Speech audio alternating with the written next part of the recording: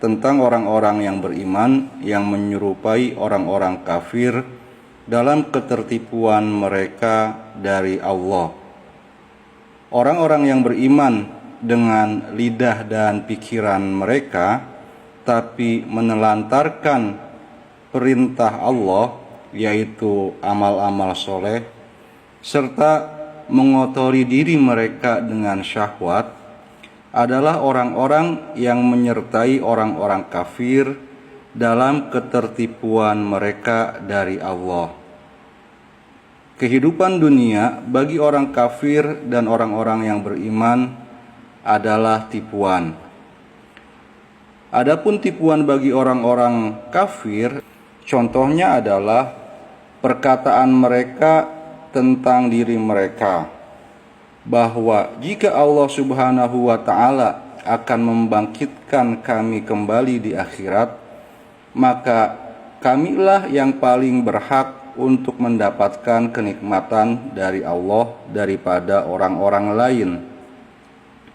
Hal ini diterangkan oleh Allah Subhanahu wa Ta'ala di dalam surah Al-Kahfi ayat 35 dan 36, bahwa orang-orang kafir berkata, "Aku menyangka bahwa hal ini atau kenikmatan yang mereka terima tidak akan binasa selama-lamanya. Aku juga menyangka bahwa hari kiamat tidak akan terjadi. Tapi jika hari kiamat itu terjadi dan aku akan dibangkitkan kembali kepada Tuhanku, maka aku akan mendapati yang lebih baik daripada nikmat-nikmat yang kuterima di dunia ini sebagai tempat tinggalku di sana." Apa penyebab ketertipuan ini? Penyebab ketertipuan ini adalah silogisme iblis. Orang-orang kafir itu pernah melihat curahan nikmat Allah kepada mereka di dunia. Lalu dari situ mereka menganalogikan nikmat-nikmat akhirat. Atau mereka melihat bahwa siksa Allah ditunda atau tidak segera dijatuhkan kepada mereka di dunia. Lalu mereka menganalogikan azab akhirat juga tidak akan menimpa kepada diri mereka.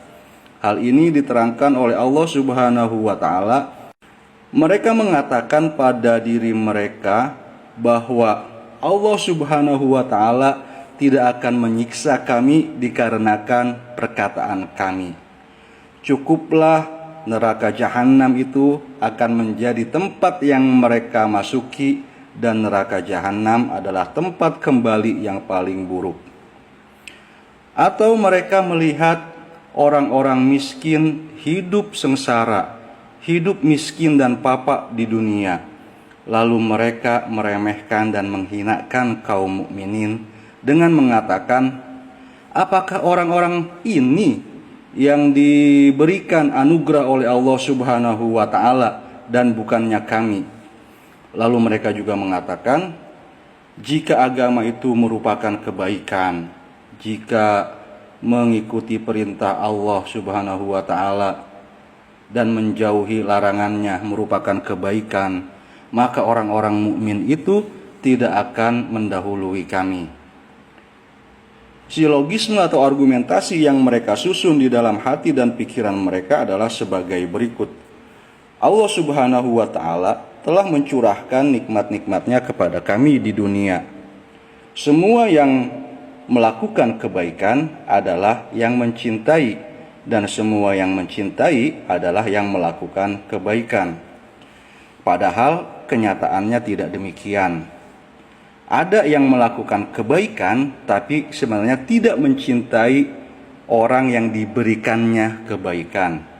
Bahkan boleh jadi kebaikan yang diberikan itu adalah penyebab kehancuran bagi penerimanya. Itulah yang disebut sebagai istidraj.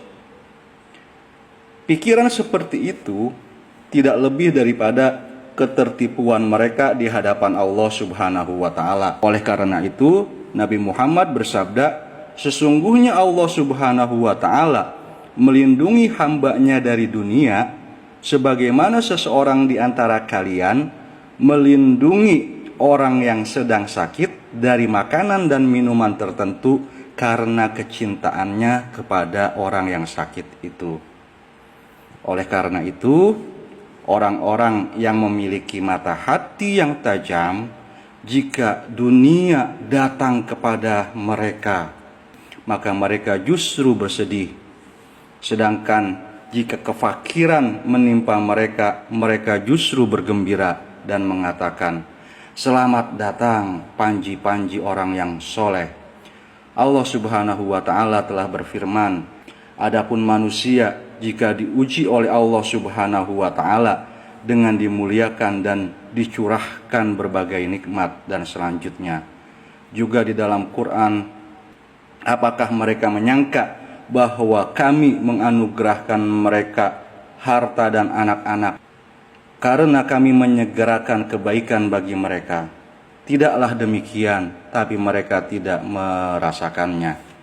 Dalam ayat lain Allah Subhanahu wa Ta'ala berfirman, "Kami akan mengistidraj mereka dari segi yang mereka tidak ketahui, dan kami akan memberikan kenikmatan kepada mereka. Sesungguhnya tipu dayaku sangatlah kuat." Allah Subhanahu wa Ta'ala berfirman pada ayat yang lain, "Ketika mereka melupakan apa yang diperingatkan kepada mereka, maka kami buka pintu kebaikan segala sesuatu, sehingga jika mereka telah bersenang-senang dengan apa yang mereka terima, kami ambil mereka dengan tiba-tiba, sehingga mereka pun ditenggelamkan." Maka orang yang beriman kepada Allah Subhanahu wa Ta'ala harusnya terjaga dari ketertipuan seperti ini. Apakah penyebab, pemicu atau pemantik ketertipuan itu? Pemicu ketertipuan tersebut adalah ketidaktahuan akan Allah dan sifat-sifatnya. Sebab orang yang mengenal Allah, ia tidak takut terhadap siksa atau tipu daya Allah. Ia akan merenungi nasib yang menimpa Fir'aun, Haman dan Samud, meskipun Allah telah mencurahkan harta kepada mereka. Allah Subhanahu wa Ta'ala telah memberikan peringatan akan siksanya. Tidak ada orang yang merasa aman dari siksa Allah kecuali orang-orang yang merugi. Orang-orang kafir itu membuat tipu daya, dan Allah pun membalas tipu daya mereka, dan Allah adalah sebaik-baik pembalas tipu daya. Maka berikanlah tangguh atau tempo atau waktu kepada orang-orang kafir itu. Biarkanlah mereka bersenang-senang sejenak. Maka orang yang termasuk dibaluri nikmat, ia harus waspada jangan sampai itu adalah bencana.